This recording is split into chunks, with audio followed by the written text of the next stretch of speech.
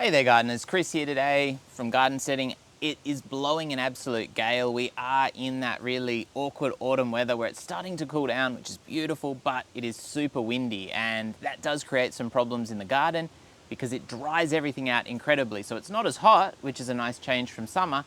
I think it's actually drier and we're losing more water each day at the moment than in that hotter weather though. So it's a challenging time. Now, I wrote my whole list of gardening stuff out to do this morning, and the first thing I've done is become distracted by an issue that I noted in the garden, which isn't a bad thing because I think this is a bit more urgent than really everything on my list. This is my little red centre lime, and I've got a finger lime over there. They've got a little surround around them so that we keep the grass out from being directly around their root base, because they are a citrus. So while they're an Australian plant and they're known as being a bit hardy, especially once established, the reality is they actually do like quite a good amount of moisture, and they have that similar kind of citrus situation from what I've read, where their roots are close to the surface, and so they don't like the competition. They don't like that to be particularly kind of disturbed or anything like that either. And when I came past, I noticed while our little surround is holding up really, really well, inside is looking parched.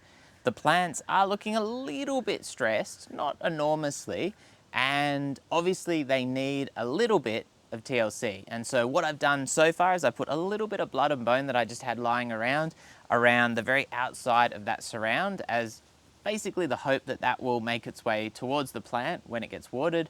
I also put down a little bit of like a slow release organic fertiliser, just pellets. And so again, I've sprinkled that around the outside of our surround so it's not right up against the base of these plants. And then I was thinking to myself, well, at the moment, I'm going around, and because the dehydration, the evaporation from the wind is such a problem, I'm putting my sugarcane mulch on a whole heap of stuff. And I thought to myself, well, I should put some on my finger limes as well. Not overdoing it, because it can have the unintended side effect of kind of sucking up all that moisture and not letting it get down to the plant, but we will put some of that in there. However, before I do that, I had an even better idea.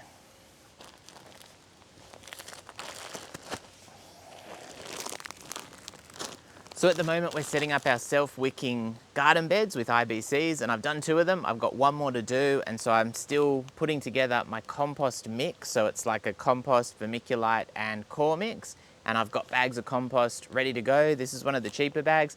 I'm going to put a thin layer of the compost in around our finger limes as well, because I think that's going to be quite advantageous for the plants. And obviously these are a bit of an investment. They're a more expensive plant if you're buying a big one like we did here.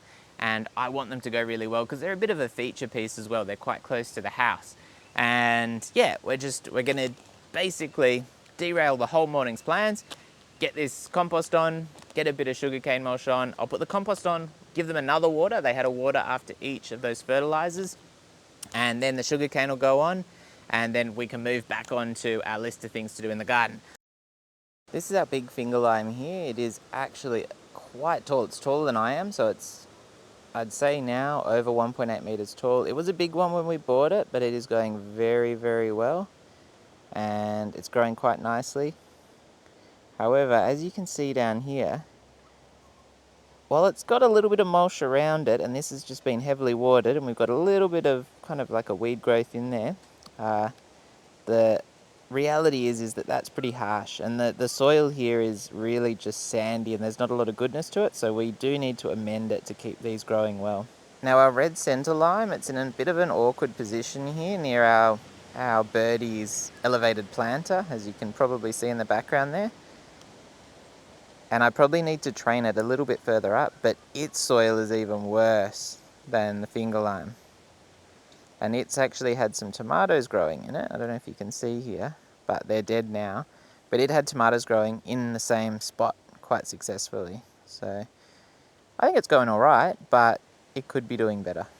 We've moved over to our bigger finger lime over here, mainly because you can kind of see under it a little bit more clearly, which makes this job a little bit easier for me.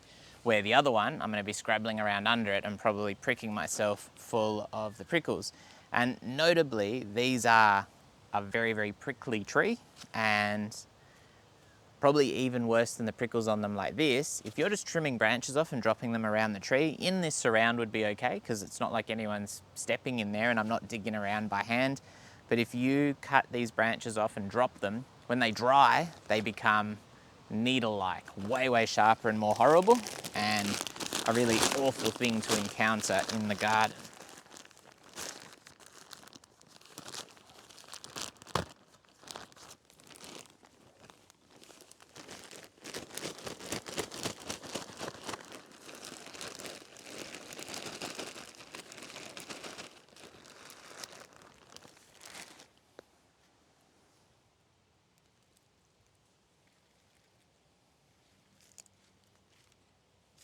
Now, I actually put these in as an attempt to tie our tree up a little bit more and to shape it, and that didn't go that well because they've rotted away quite quickly.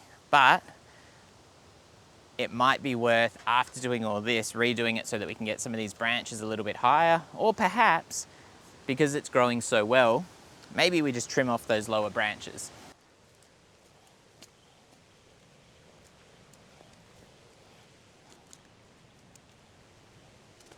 Okay, so we've put our compost around the tree.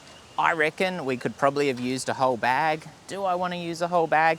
This is one of those situations where you can be a little bit stingy, and the reality is we're not going to come back to this tree probably for another year, so maybe it's worth using a whole bag. These are a bit more of a special tree in the garden, and I'd even say we buy a much cheaper compost in bulk, but I'd be a little bit careful of putting that on something a little bit more sensitive like the finger lime, because I have seen, while it does an enormously good job more generally, overdoing that one in particular can cause problems.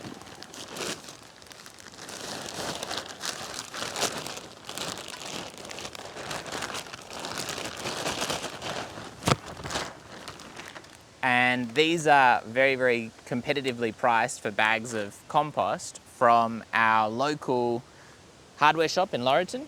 And so I feel a little bit less bad using a whole bag, because that was $7.50.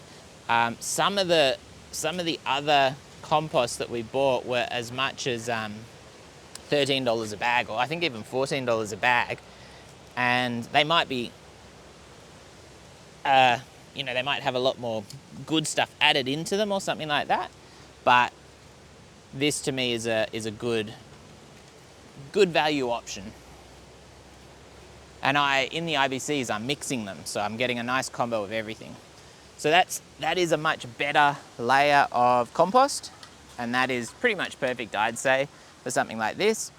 Obviously, that's 125 litre bag, which is like 6 gallons maybe, if you're in America. And yeah, now the one thing that I will note is that at my parents' place, they had some established finger limes, and when they were trimmed, they tended to die back. And so there could be other issues at play there, but that's why I'm a little careful and a little reluctant to trim these back, especially down the bottom, in case I had a similar issue. So we got the compost in. The sugarcane mulch is next, but one of the things you do need to keep in mind is that your sugarcane mulch can actually capture a lot of moisture, and it's going to depend on the kind of mulch you use, but you want to give everything a good water before you put it on, and you probably want to leave, I reckon, around the center of the tree a nice spot with really not much or a very, very thin layer, because then you can water right at the base of your tree or your plant, and you know that water's going in, and I can hear that absorbing that water.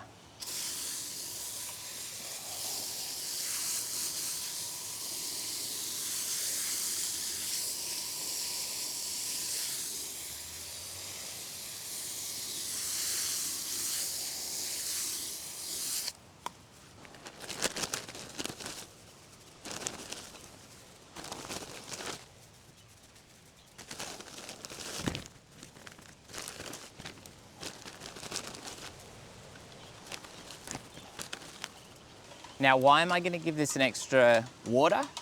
Essentially just because it's quite windy today and I don't want all of this blowing away. And you do need to be a little bit careful, because what will happen with your mulch, with the water particularly, is that it can mat up and it'll create a pretty water impermeable barrier, and it'll absorb the water but it won't let it through. But if you just come out and give it a good little bit of a mix up every now and then, that should help reduce the chance of that being a big issue. But to be honest, my strategy here, rather than getting too concerned about whether that mats up a little bit around the outside, because this probably went in a year and a half ago, so a long while ago, relatively, by keeping that center clear of really almost any mulch, because that's what it was like before, I can pretty safely water straight onto the tree, or I can even chuck a bucket of water straight in there and it's going to go where it needs to go, which is quite good. And I do like having that kind of inverse volcano, so more of like a donut approach around the plants, because then when you're watering them, the water is directed down to your plant, which is ideal.